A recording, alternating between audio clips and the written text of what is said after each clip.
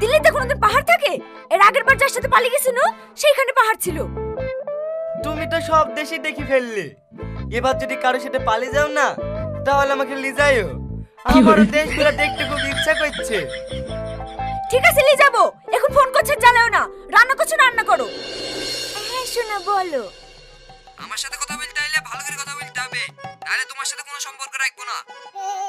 ও কথা বলো না, আমি তোমাকে খুব ভালোবাসি। কাল সারা রাত তোমার কথা ভেবে ভেবে আমার একটুও ঘুম হয়নি। ও গো, তুমি হলো হল মিথ্যে কথা বলছো কেনে? কালকে তুমি আমার পাশে শুয়ে সারা রাত নাক ডেকে ডেকে ঘুমাইলি। ছি, ফোন করে কিছু বলি রে, এ কাশি কাকে দেখি।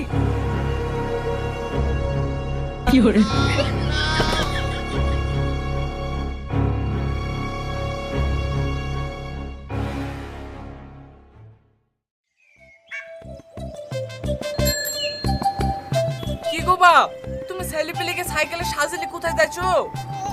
আমি তো আপনাদের বাড়ি যাচ্ছি। আপনার মেয়ে আবার পালিয়ে গেছে। হ্যাঁ, আমার মেয়ে পালিয়ে গেছে? তোমার শাশুড়ি তো পালিয়ে গেছে। আমি ভাবছি তোমাদের বাড়ি থেকে থাকবো। আহ! আমার শাশুড়িও চলে গেছে।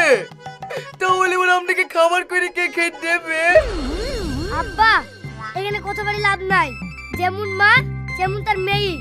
তুমি তো রান্না জানো, তুমি আমাদেরকে রেডি খাওয়াবা। চলো।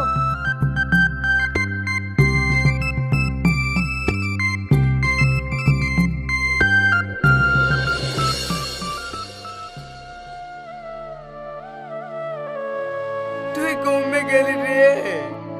পটি বড়িটা পালিয়ে গেছে, 3-4 মাস পরে চলে এসছে। আজ 4 বছর হয়ে গেল, তোর কোনো খোঁজ খবর নাই। তুই বেঁচে আছি না মরে গেছি রে?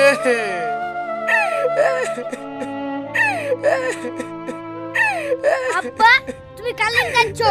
যে মা সন্তানকে জন্ম দেওয়ার পরে তুই চল যাই, সে কোনোদিন মা হতে পারে না। তার জন্য তুমি বসে বসে কাঁদছো। জানিস, তোর মা যাই করুক না কেনে, আমি ওকে খুব ভালোবাসি রে। তুমি ওকে ভালোবাসছো, ও কিন্তু তোমাকে ভালোবাসেনি। ও যতবার পালিয়ে গেছে তুমি ততবার মেনে নিয়েছো। ওই মায়ের মুখ আমি জীবনে দেখবো না। ও কথা বলিসনি। মা যতই খারাপ হোক না কেনে, ও তো তোর মা। ওকে তুমি মানতে পারো, আমি না। কথা না বাড়ি চারটি খেলাও গা। ঠিক আছে, তোরা ভাত খুলগা, আমি আসছি।